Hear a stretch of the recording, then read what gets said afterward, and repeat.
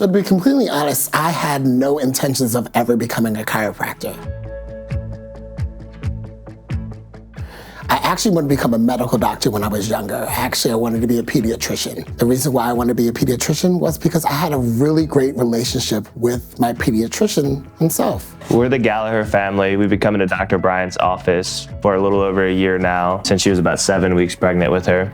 And some of the benefits that we've noticed since we started seeing Dr. Bryant was obviously a much more comfortable pregnancy and also help with positioning through labor and birth, which ultimately got me my VBAC. And for Mike, we've noticed less back pain, better sleep, and for the kiddos, a lot less fussiness, better concentration, and good sleep for them as well.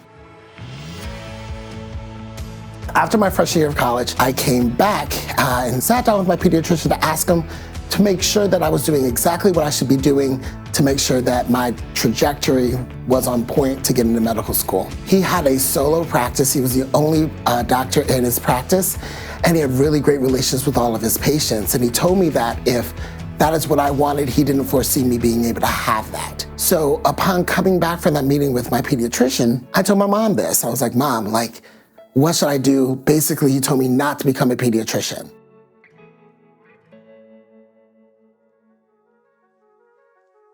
Okay, so we're in our 34th week.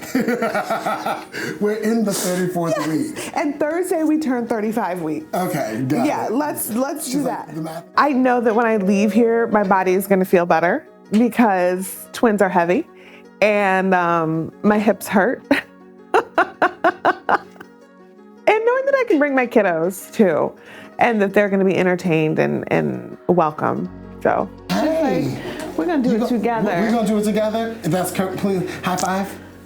Yeah. Yes! All right, so I started seeing the chiropractor when I was 16, but it was never on my radar. But my mom was hell-bent on me becoming a chiropractor. She's like, let's just look at what the prerequisites are for chiropractic school. And we looked and we found out that it was the same exact thing as medical school, except I didn't have to take the MCAT. And she was like, look, your coursework doesn't have to change. It doesn't derail your plans. You can still graduate in 4 years. It's all good. You always do what your mama says. So I ended up going to chiropractic school.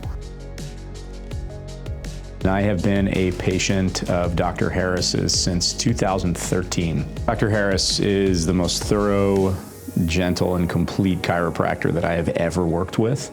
I have some pretty significant spinal injuries and low back issues, and Dr. Harris is the only person that I trust adjusting my neck, and he helps me to live and perform at my best.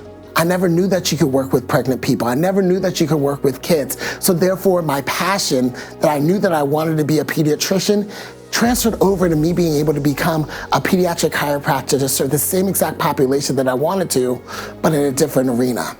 I started coming before I was pregnant and then stayed during pregnancy and now being adjusted now with my baby as well. I've definitely noticed a decrease in pain, an increase in overall health, and ability to breathe, just overall an increase of health.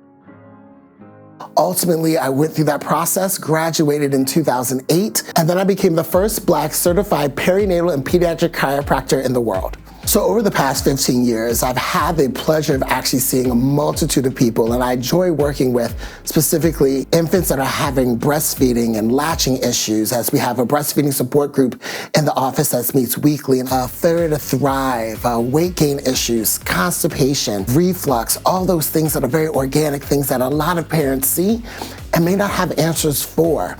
And then as we start to progress along as they get older, I start to see more kids that may be having learning, socialization, and behavioral issues, and have a greater understanding of exactly how their brain may be moving through development to ably assist these people by giving these families short-term and long-term strategies in order to assist these individuals. But sometimes we gotta start even before that. And I see people in that preconception phase of care, helping people actually have healthy, viable pregnancies, and then caring for them throughout their pregnancies so we can meet their goals. Even after my first visit with him, I was so excited to just learn from him and learn what is happening to my body, how he can help me. I'm just looking forward to continuing him helping me through the last few months of this pregnancy to hopefully have a fast birth and a healthy baby and all that fun stuff.